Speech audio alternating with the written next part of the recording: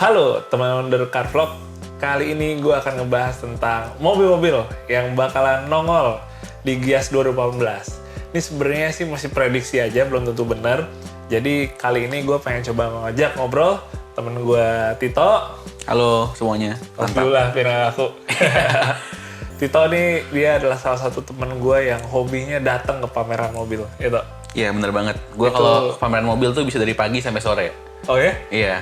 Gak capek? Enggak, kalau kayak pameran kayak Gias gitu bisa dari hari pertama sampai hari terakhir sih. Tiap hari? Tiap hari ya. Tiap hari? Tiap hari. Itu tiap hari lu ngapain aja tuh? Karena gue kan dulu pernah kerja di suatu media gitu. Oke. Terus jadi gue hampir tiap hari ke Gias sih. Oh, jadi emang Nyari tuntutan berita pekerjaan. atau bikin video gitu ya. Oh, tapi kalau misalnya pas lagi nggak ada kerjaan, gue Kesana emang juga. seneng ya ke Iya. pameran mobil ya.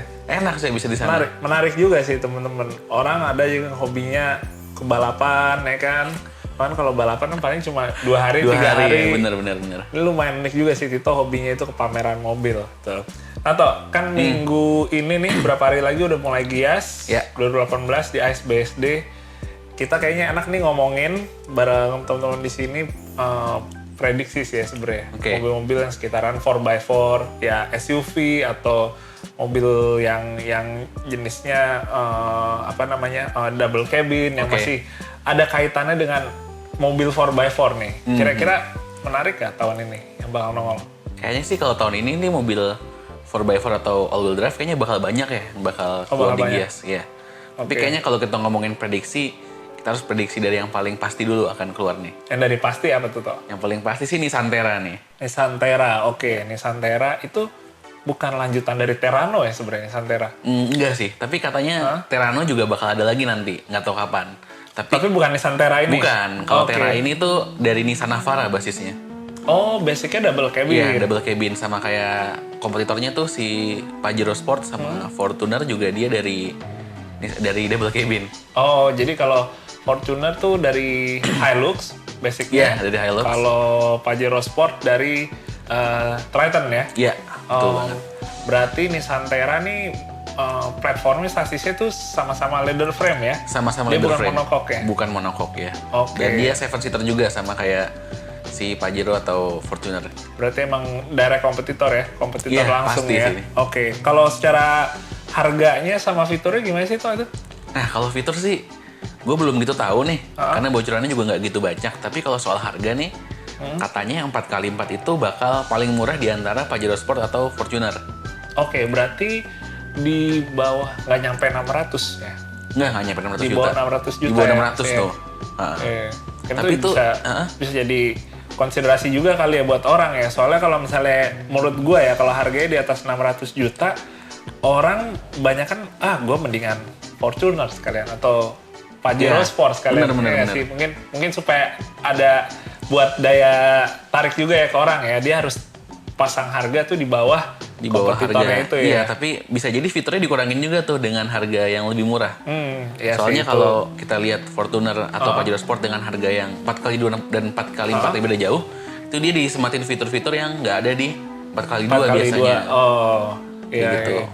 Tapi kalau misalnya yang kan kalau nggak salah di Thailand tuh udah di Filipina ya. Iya, Di Filipina tuh udah sempat launching kan ya. Iya, udah dipakai Lihat off-road ya. teman-teman media pada Iya, off-road di sana. Itu sih kayaknya kalau dilihat menarik juga ya buat nyobain fitur off-roadnya nih. Soalnya kan kita tahu nih ya di luar sana 4x4. Di sini Ini gimana nih? 4x4 juga 4x4 sih juga kayaknya. ya? Iya 4x4 juga. Oke, 4x4 juga. Berarti kan minimal dia untuk kemampuan off-roadnya juga udah harus setidaknya setara ya sama Pajero Sport sama Fortuner ya Mungkin nggak sih bisa jadi di atasnya Pajero Sport atau atau Fortuner. mungkin di atasnya. Karena si Navara itu, si Terra itu basisnya benar-benar Navara yang diambil langsung dari Navara ke Nissan Terra. Oh, oke. Berarti ya anggapnya ini benar-benar kayak Nissan Navara terbaru, cuma bodinya versi SUV Iya, gitu ya. bener banget. Mau 7 Menarik. penumpang. Menarik ya, 7-seater. Oke. Nah, oke, kita kalau Nissan Terra mungkin juga teman-teman udah sempet lihat video secara langsung ya, karena emang udah di luarnya udah launching ya, Iya, udah pada di test Filipina drive launching, gitu. ya. Tapi kalau misalnya selain Nissan Terra apalagi tuh yang bakal Yang mungkin 4x4 ada nih. di sini?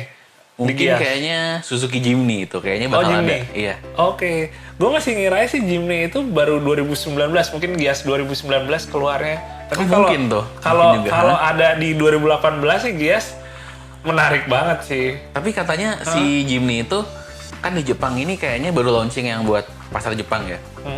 Atau baru akan dijual untuk pasar Jepang. Pasar Jepang loh. Nah, kalau memang di Jepang ini sudah kelar semua persoalan publikasinya mereka, kayaknya sih Suzuki Indonesia nih mau bawa mobilnya dari Jepang ke sini untuk Gias nih. Oke. Kalau misalnya Jepang udah launching nih, launching sekarang, terus dia bawa ke Indonesia ke Gias, tapi kira-kira yang dibawa yang versi JDM, yang versi Jepangnya apa yang versi buat market Indonesia ya? Karena kan beda kan. Buat market bener. Dunia kan yang Sierra tuh yang 1500 cc, sementara yang di Jepangnya kan 660 cc ya, kan. Yang turbo ya.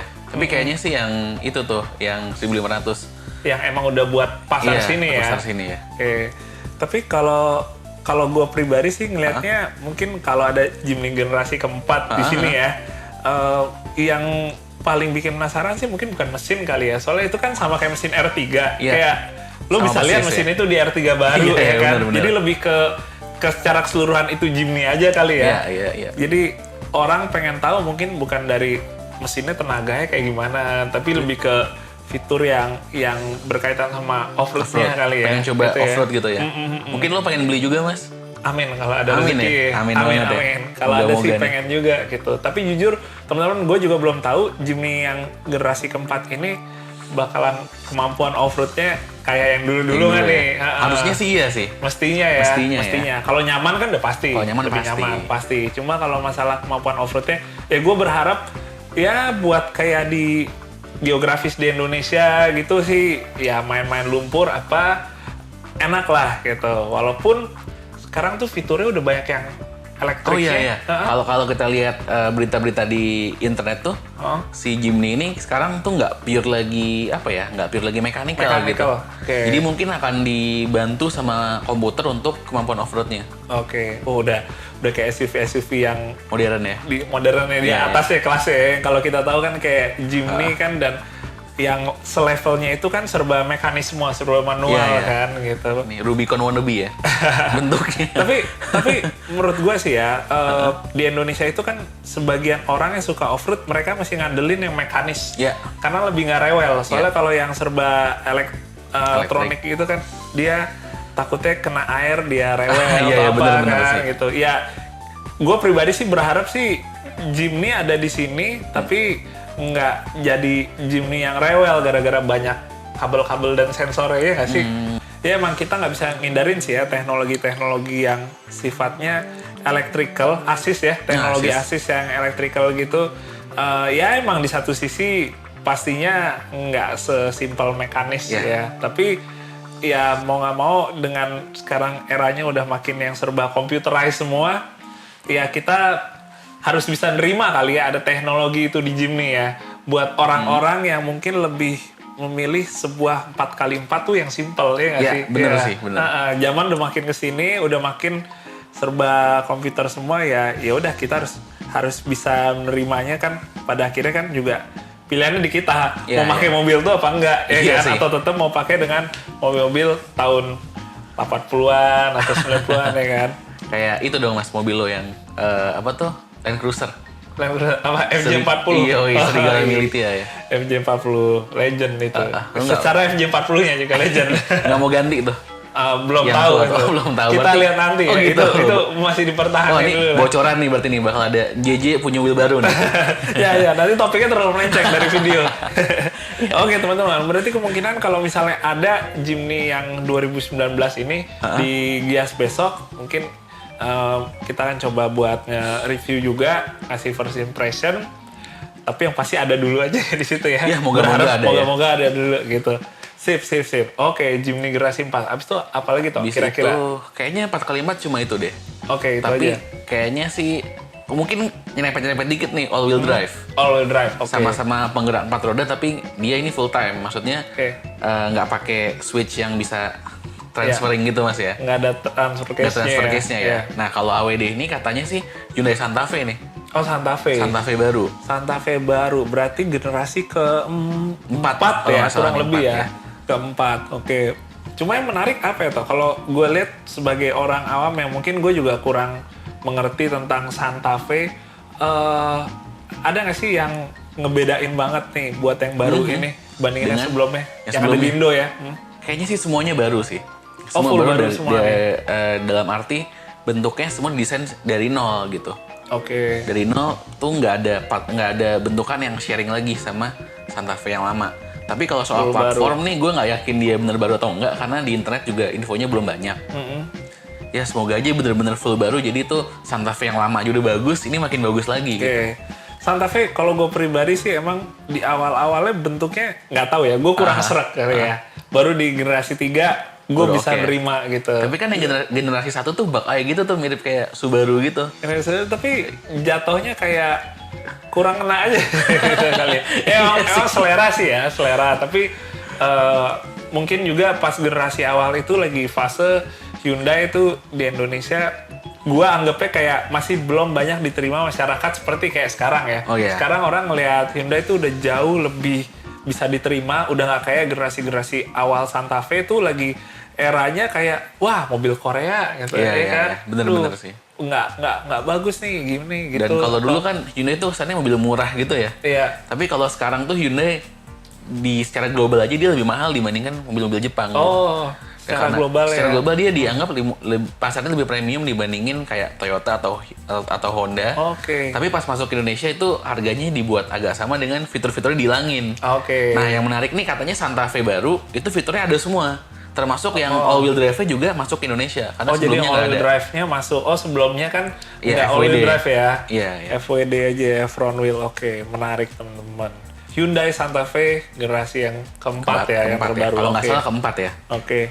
Ada apa lagi toh kira-kira? Duh, apa lagi? Oh, Mazda nih. Mazda sih. CX nih berarti ya? CX nih, tapi gue nggak yakin CX berapa. Tapi si Mazdanya sendiri tuh bilang dia mau masukin mobil baru. Nah, kesimpulan gue adalah CX-8 karena Mazda CX-8 ini positioningnya sebagai mobil itu dia SUV yang akan menggantikan MPV. Nah, sedangkan MPV-nya MPV. Iya, karena MPV-nya Mazda yang Biante itu udah stop produksi. Udah nggak ada lagi udah nggak ada lagi. Oke.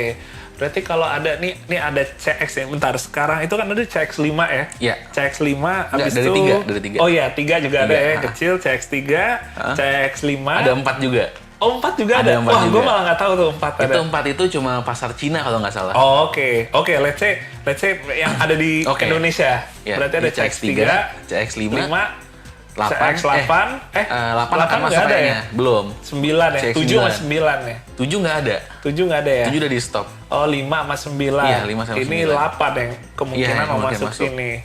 Oke. Berarti kalau ngegantiin MPV tuh maksudnya dia dari segi apa ya? Kan itu emang dua jenis yang berbeda. Beda banget ya. Apa Mazda tuh udah mau ngeberhentiin MPV jadi full SUV aja untuk ngegantiin MPV-nya? Bener sih, Mazda tuh udah mau stop jualan MPV. Karena mereka itu katanya nggak sejalan sama sama gimana ya? Sama kode desainnya Mazda tuh apa ya? Oh, oke. Kayak auranya Mazda tuh nggak di situ, bukan mobil keluarga. Istilahnya mereka udah nggak sesuai dengan rohnya dari Mazda ini ya. Gitu. Makanya MPV di stop diganti sama SUV gitu. Nah, CX-8 itu bukan katanya sih, CX-8 itu secara spesifikasi dia yang paling mendekati MPV yang lama. Sebelumnya kan MPV ada masih ada MPV yang dijual Mazda itu selain Biante itu namanya Mazda 5 sebenarnya sih. Mazda 5. Tapi dua-duanya itu kan udah outdated banget. Nah, yang paling mendekati itu adalah CX-8 karena secara kepraktisan dia oke, dan secara ukuran dia juga lumayan gitu. Lumayan besar untuk bisa dikategorikan sebuah menggantikan MPV ya. MPV yang ukurannya mid size gitu loh, medium. Oke. Tapi tetap jatuh SUV ya itu ya. Jatuhnya SUV. Soalnya kalau misalnya ternyata itu MPV, teman-teman, wah ini mestinya nggak masuk dalam bahasan kita nih di video ini. Tapi dia AWD juga loh. Katanya sih all-wheel drive juga. Oke, all-wheel drive. Dia all-wheel drive, dia SUV, oke lah. Kita boleh bahas di video ini. Nah, itu. Lagian emang udah dibahas sih dari tadi. Menarik juga. Tapi itu semoga all-wheel drive karena di Australia sendiri dia all-wheel drive. Di Australia all wheel drive all-wheel ya. drive. Tapi ya semoga nggak dipotong-potong lah bagian Iya itunya. sih, benar. Karena sayang banget gitu. Iya, Mazda teman-teman. Ada lagi nggak kira-kira nih? Sekitaran apalagi SUV ya? atau double cabin. Kita ngebahas yang mobil baru ya teman-teman. Kalau kita ngomong yang emang udah ada dari tahun-tahun sebelumnya kan banyak banget pastinya tuh gitu. Mau double cabin setiap merek ada. Tapi kita sekarang nih coba ngebahas yang memang belum ada ya sebelumnya ya. Ini emang baru jatuhnya gitu. Mobil mungkin dari Cina apa ada tuh? nggak? Mobil Cina sih pasti ada dong. SUV baru Wuling. Oh, Wuling? Iya. Oh, Wuling ada SUV-nya? Wuling tuh ada SUV-nya kalau di luar. Oh, di luarnya emang ada? Di luar ada SUV-nya. Itu namanya, ada macam-macam. Tapi katanya sih yang bakal masuk ke Indonesia tuh ada 2 kemungkinan nih. Oke. Antara Wuling, namanya tulisannya Baojun. Baojun? Bacanya kita nggak ngerti kita nggak tahu bacanya. Nggak ngerti apa, tapi kalau kata orang-orang bacanya mirip-mirip Bocuan gitu lah, Baocun gitu ya. Baucun katanya. Bocuan. Bocuan tuh nggak punya duit. Oh iya, Wuling Bocuan. Ya itulah. Nah, itu Baojun 530 atau Baojun 510. Oke. Tapi yang lebih confirm itu katanya Baojun 530. 530. Nah, ini menarik karena dia ukurannya akan segede si Honda apa SUV-nya? CR-V ya? CR-V. Oh, oke. Akan segede CR-V, sama-sama turbo. Tapi dia nggak ada varian 4x4 sih sayangnya. Oh, nggak ada. Oh, di Cinanya emang dia nggak 4x4 ya? Nggak, karena emang bukan mobil yang buat begitu sih kalau di Cina itu. Biasanya yang beli gitu tuh di kota-kota besar yang udah developing lah jalanannya. Jadi nggak emang mereka ngedevelop tuh bukan untuk kayak dipakai juga semi off-road gitu ya? Cuma buat di jalanan aja. Ya, di perkotaan aja ya? Oke. Oh, jadi kalau Wuling tuh di sananya mereka ada SUV-nya, Baojun itu, tapi rencananya ini baru mau masuk nih. Tapi katanya sih udah bisa dipesan di Indonesia nih. Oh, udah bisa pesan? Iya. Mungkin teman-teman yang tahu bisa komentar dong di bawah. Iya.